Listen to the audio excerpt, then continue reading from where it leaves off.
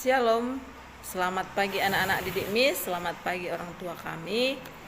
Hari ini hari Rabu, kita masuk tematik di halaman 142.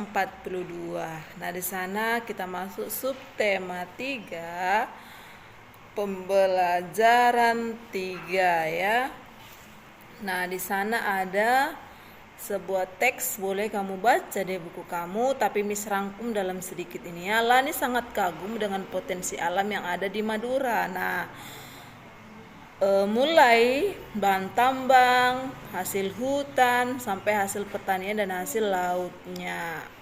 Semua itu bisa dimanfaatkan dengan sebaik-baiknya untuk meningkatkan kehidupan masyarakat. Nah, karena Madura itu adalah salah satu pulau di Indonesia. Oke, lalu kita lihat itu di halaman 143 di buku kamu. Ayo mengamati kondisi geografis Indonesia sebagai negara maritim dan kepulauan menyimpan potensi yang besar dalam berbagai bidang seperti bidang ekonomi, sosial, budaya, dan transportasi. Nah, potensi-potensi tersebut dapat menjadi modal yang penting dalam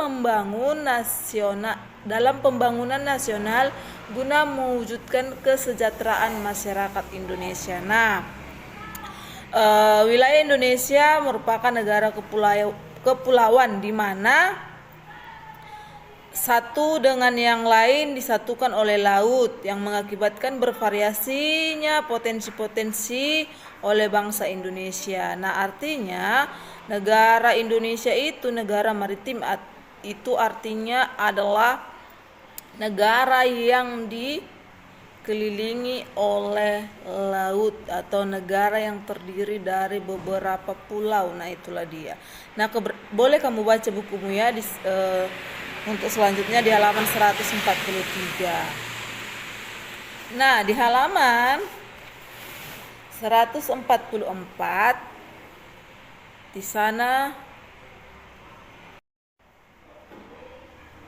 ada pengaruh kondisi geografis Indonesia sebagai negara maritim terhadap kehidupan ekonomi masyarakat. Nah, kondisi geografis sebagai negara maritim dan kepulauan membawa banyak keuntungan bagi bangsa Indonesia.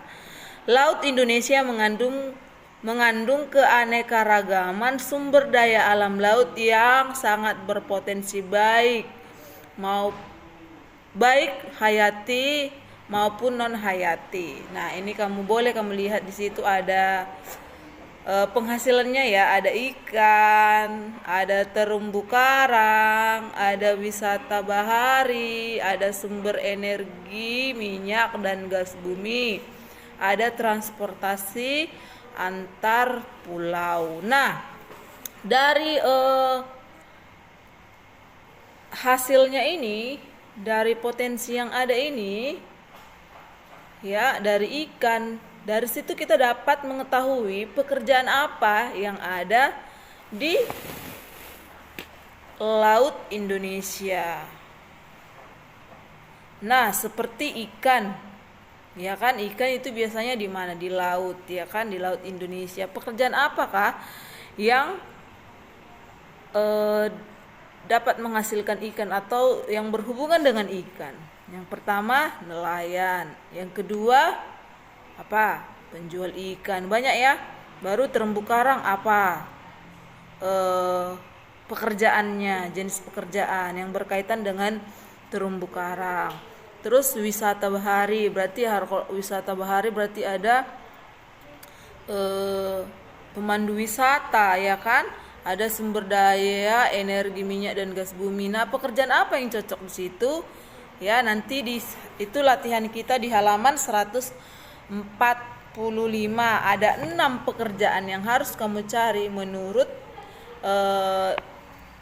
yang berkaitan dengan sumber daya alam di Indonesia. Nah, masih tetap pengaruh kondisi geografis Indonesia sebagai negara maritim terhadap kehidupan sosial. Tadi terhadap kehidupan ekonomi. Sekarang terhadap kehidupan sosial. Nah, yang pertama itu ada sebagai negara maritim dan kepulauan yang berada di antara benua Australia dan Asia, membawa pengaruh terhadap kehidupan sosial budaya Indonesia. Hal ini bisa terjadi karena posisi tersebut menyebabkan Indonesia menjadi jalur perdagangan dunia. Nah, karena Indonesia ada di antara pulau Australia dan Asia. Nah, kalau mereka melakukan perdagangan harus lewat Indonesia, seperti itu. Oke, jadi dia itu merupakan jalur perdagangan dunia. Nah, hal ini membuat banyak pedagang dari berbagai negara di seluruh belahan bumi ini akan melewati dan hampir ke Indonesia, ya. Dia melewati Indonesia. Oke, para pedagang yang hampir ada sebagian yang menetap di Indonesia turut membawa adat budaya dari negara asalnya. Lalu, lambat laun adat budaya yang dibawa tersebut akan berbaur, bercampur, bahkan melebur dengan adat budaya asli Indonesia. Lalu kamu lihat di halaman 146. Nah, di sana beberapa dampak diakibatkan oleh letak kondisi geografis bangsa Indonesia sebagai negara maritim atau kepulauan. Nah, di situ ada dampak positif dan dampak negatif. Boleh kamu lihat buku kamu di sini, Nak. Ada dia dampak positif yang ini, dampak negatif yang ini. Nah, dari bacaan teks ini bisa bacakan, kamu dapat mengetahui itu bahwa itu dampak positif atau dampak negatif. Kondisi dan interaksi antar penduduk menjadi lebih mudah, baik antar warga Indonesia maupun orang asing. Ya, itu berarti dampak baik atau dampak positif. Nah, terjadi perbauran, pencampuran atau peleburan nilai-nilai budaya antar negara, ya. Munculnya perkampungan etnis tertentu seperti pecinaan, ya, dan kampung Arab. Nah, terjadi perubahan perilaku masyarakat karena berpengaruh masuk pola dan nilai perilaku dari pulau, daerah maupun negara lain. Nah, terjadi perpindahan ilmu pengetahuan dan teknologi.